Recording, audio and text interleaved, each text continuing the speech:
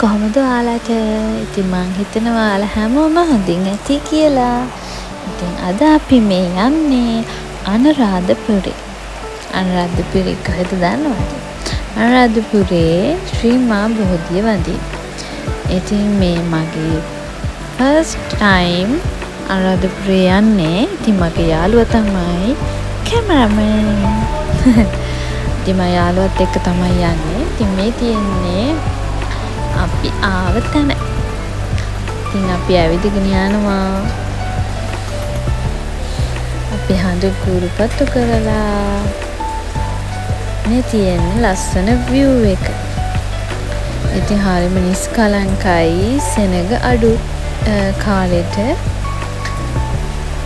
හරිම ලස්සනයි. මොකද මම කතෝලික.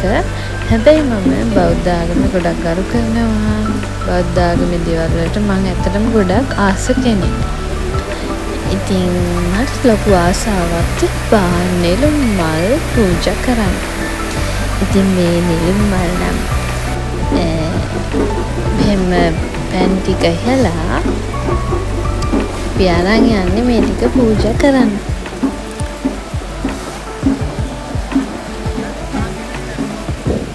අපි වැඩි කතා බහ නැතුව අපි යමු vlog එකට. මම අහලා තියෙන දෙයක් තමයි ශ්‍රී මා බෝධියට ගොඩක් අය එනවා බාරහාර වෙන්න. එක එක යාළගේ සිතුම් පැතුම් ඉෂ්ට කරගන්න. ඉතින් එහෙම දේවල් වලට. ඉතින් ඒවා ගොඩක් ඉෂ්ට වෙලා තියෙනවා කියලාත් මම අහලා තියෙනවා. ඉතින් මේ දේවල් දන්නේ නැති අය වුණ දැනගන්න තමයි මම කිව්වේ. ඉතින් ශ්‍රී මා බෝධිය කියන්නේ ගොඩාක් හාස්කම් වෙන ස්ථානයක් කියලා මම අහලා තියෙනවා. ඉතින් දැන් අපි යන්නේ ඔක්කොම ඉවර වෙලා ගෙදර බලන්න. ඉතින් අපි මේ යන ගමන් දන්සල් තියනවද කියලා තමයි බලන්නේ. මොකද අපි යන්නේ පොසොන් දිනේට කලින් දවසේනේ. ඉතින් අපිට දන්සලක් හවුණා. කිරිබත් දන්සලක් උදේ. හවදා උදේ අපි ගියා දන්සල් වඳින්න. ඉතින් මේ තියෙන්නේ කිරිබත් දන්සලක්. කෑම නම් මාරම රස පාටයි. ඉතින් ඒ අයටත් ගොඩාක් පිං සිද්ධ වෙන්න ඕනි. මේ වගේ රස කෑම දන්සල් අසරණ අයට කන්න පුළුවන් වෙනවනේ. ඉතින් අපි ඒ දන්සලත් ඇඳලා අපිට හම්බුණා තව කොස් දන්සලක්.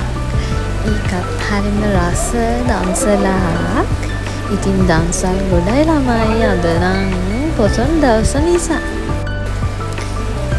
තව තිබ්බා අයිස්ක්‍රීම් දන්සල් ගොඩක් තිබ්බා.